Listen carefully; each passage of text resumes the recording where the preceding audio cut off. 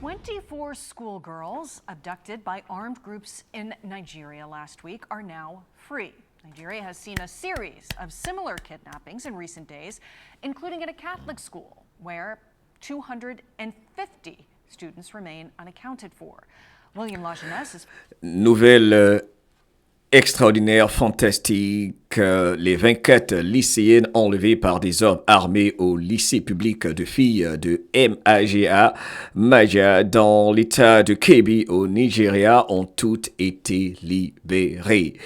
Peuple de la planète, moi c'est Mohamed Diallo et la grande famille MDL dans ce RVOA News. Je suis tellement ému, je suis tellement heureux et surtout en ce jour de célébration de la gratitude aux États-Unis, particulièrement appelé Thanksgiving, quel que soit ce qu'on en pense. Moi, je me concentre sur le positif, ok?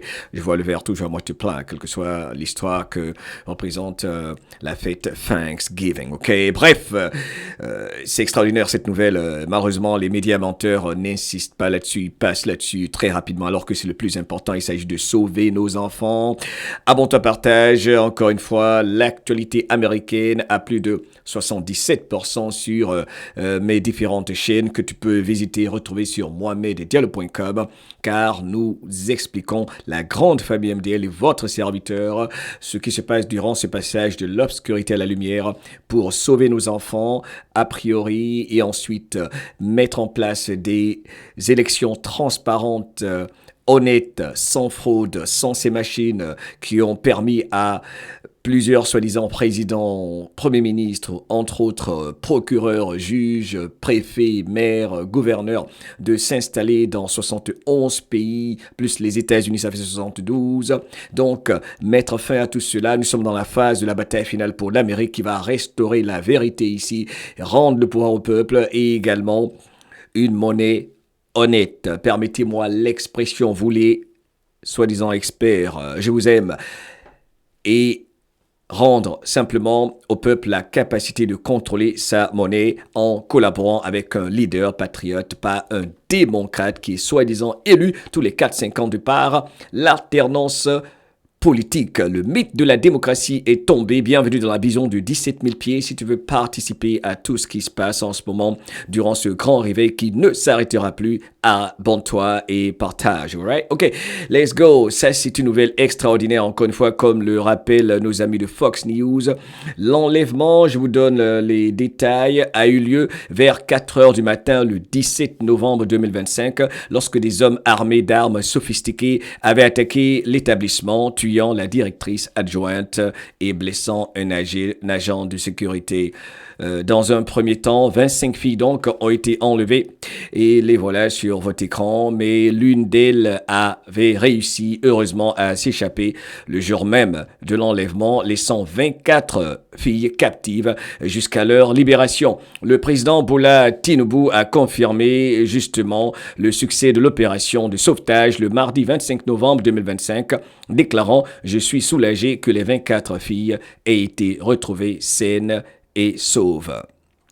Il a également insisté sur la nécessité de renforcer la sécurité dans les zones vulnérables afin de prévenir de futurs enlèvements et a appelé à un déploiement massif des forces de l'ordre sur le terrain. Le sauvetage s'est déroulé sans aucun blessé ni décès parmi les jeunes filles. Aucun détail n'a été divulgué concernant l'opération de sauvetage ni l'identité du groupe responsable de l'enlèvement. Bien qu'aucun groupe n'ait revendiqué l'attaque, les analystes estiment que des bandes de bandits, souvent impliqués dans des enlèvements contre rançon, en sont probablement à l'origine. Cet incident s'inscrit dans un contexte plus large d'enlèvement de masse au Nigeria, notamment le récent raid contre une école catholique de l'État du Niger où plus de 300 enlèvements et membres du personnel ont été enlevés. Les jeunes filles secourues ont retrouvé leur famille. Yes! Peu après leur libération, bien que les autorités locales aient mis en garde contre les traumatismes psychologiques potentiels liés à cette épreuve. L'armée nigériane, pour sa part, a reconnu les défis sécuritaires persistants et a déclaré et adapté son dispositif afin de mieux répondre à ces menaces. Et le président Donald Trump a été clair, tous ceux qui vont s'attaquer à nos frères et sœurs chrétiens seront persécutés. If the Nigerian government continues to allow the killing of Christians, the USA will immediately stop all aid and assistance to Nigeria.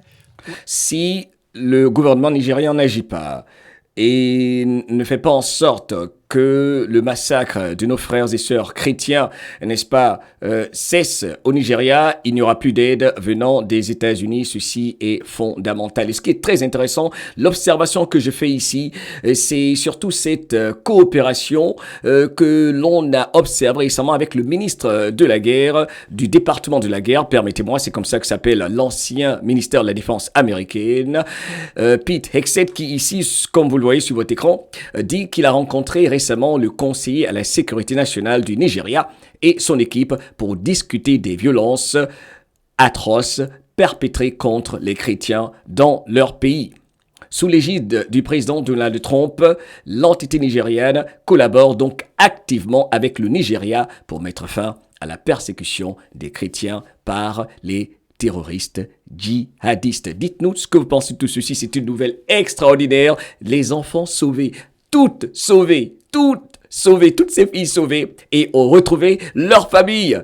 N'est-ce pas que ceci fait vibrer haut à bon partage l'actualité américaine, internationale, mais américaine à plus de 77% en se concentrant sur le positif sans négliger l'autre aspect des choses qui baisse nos vibrations. Mais nous allons nous habituer à parler de ce qui nous fait vibrer haut car il y a plus de positif que de négatif malgré les médias menteurs et beaucoup d'influenceurs ou d'informateurs qui adorent se concentrer sur le négatif parce que leur propre subconscient est empli d'informations, d'idées, de données négative. Tout est fonction des pensées prédominantes dans notre subconscient et cela sur un plan individuel. Bref, je sais que ça vous fait plaisir. Rapidement, pour terminer cette capsule. Alors, un petit mot sur ceci. Ceci indique bel et bien coopération militaire ici pour sauver les enfants. Rencontre du ministre de la Défense, on voit des actions, réactions, Donald Trump dit ce qu'il a dit. Et ça concerne également les élections.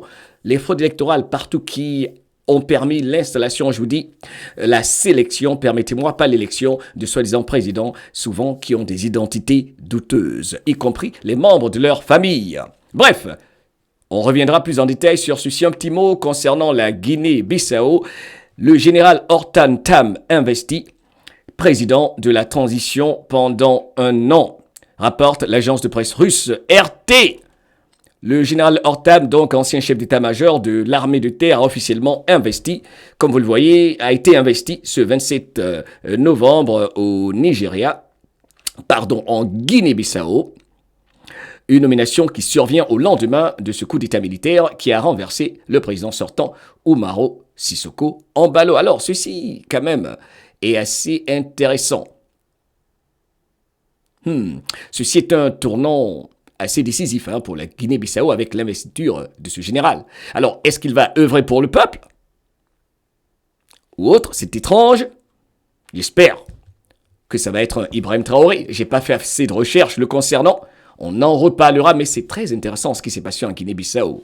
Alors, que dit l'agence de presse russe? Tout a commencé le 26 novembre, 3 jours après les élections présidentielles et législatives du 23 novembre. Des militaires menés par le général Denis Nkahan, chef de la maison militaire de la présidence, ont annoncé avoir pris le contrôle total du pays. Ils ont justifié leur action par la découverte d'un plan visant à déstabiliser le pays avec l'implication des barons nationaux de la drogue. La drogue.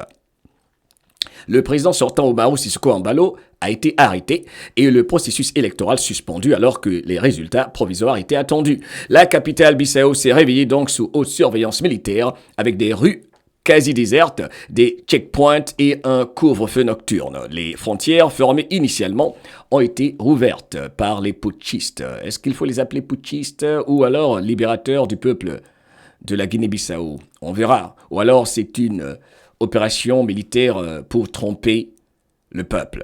Nous verrons. L'avenir et la patience nous l'indiqueront. La cérémonie d'investiture de Hortan Tam sobre et sans hymne national s'est tenue au siège de l'état-major, renforcé par des dizaines de soldats armés. Dans son allocution, le nouveau dirigeant a réaffirmé que l'armée avait agi pour garantir la sécurité nationale et rétablir l'ordre. Ce coup d'État s'inscrit dans une longue histoire d'instabilité en Guinée-Bissau, pays côtier d'Afrique de l'Ouest évidemment, qui a connu 4 putschs et de nombreuses tentatives depuis son indépendance en 1974. La communauté économique des États de l'Afrique de l'Ouest, la CEDEAO, a condamné sans équivoque cette grave violation de l'ordre constitutionnel, la qualifiant de menace directe pour la stabilité du pays et de la région. Quand la CEDEAO condamne un coup d'État, je me souviens qu'ils ont condamné le coup d'État, le soi-disant coup d'État, pour moi qui est une libération du peuple burkinabé, du côté du Burkina, Mali, pareil, Niger. La CEDEAO a condamné le coup d'État. Affaire à suivre. C'est très intéressant. La CEDEAO a condamné le coup d'État. Intéressant. Intéressant. Nous verrons. En tout cas, j'ai l'impression que partout la solution apparemment est militaire. Hein. Que pensez-vous de tout ceci? C'est important, tout est lié, tout ce qui se passe. Et on va finir avec ce que M. Vladimir Poutine dit, n'est-ce pas, par rapport au fou furieux menteur de cette soi-disant Union européenne qui dit « La Russie n'a jamais eu l'intention d'attaquer l'Europe et il est prêt à tout documenter. » Il a tous les dossiers lui également, comme Donald Trump a dit lui également, qui libère son pays contre les mêmes ennemis des peuples de la planète. J'ai attrapé l'État profond, j'ai tout, pendant que l'État profond attaque aux États-Unis avec les serpents qui se sont infiltrés ici aux États-Unis avec cet attentat qui a eu lieu à Washington avec le décès de 2 membres de la garde nationale attaqués par un serpent venu de l'Afghanistan qui est entré à la frontière illégalement sous la folle politique de frontières ouvertes de Joe Biden qui a trahi l'Amérique entière. Bienvenue dans la tempête.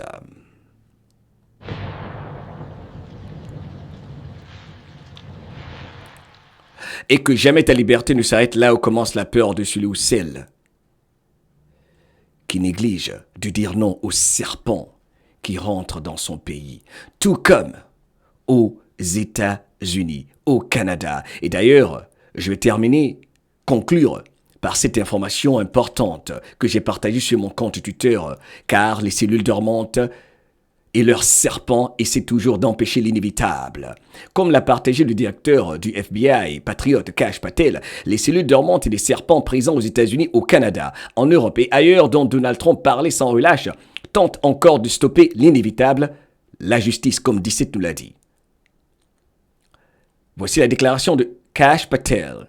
Le FBI a agi rapidement pour sauver des vies et arrêter un groupe soupçonné de préparer une attaque au nom de Daesh. Et nous n'allons pas nous en excuser. Sous la direction du président Trump, nous démantelons les réseaux terroristes un par un. Et nous n'allons pas nous arrêter là. Abonne-toi, partage l'actualité américaine dans la plus grande des simplicités, comme nulle part ailleurs, sans prétention aucune. Et vibre l'amour, soit un agent d'union, de rassemblement, et pas de division. I love you. Et comme d'habitude, abat les jaloux et les hypocrites. C'est leur fin partout sur notre jolie planète.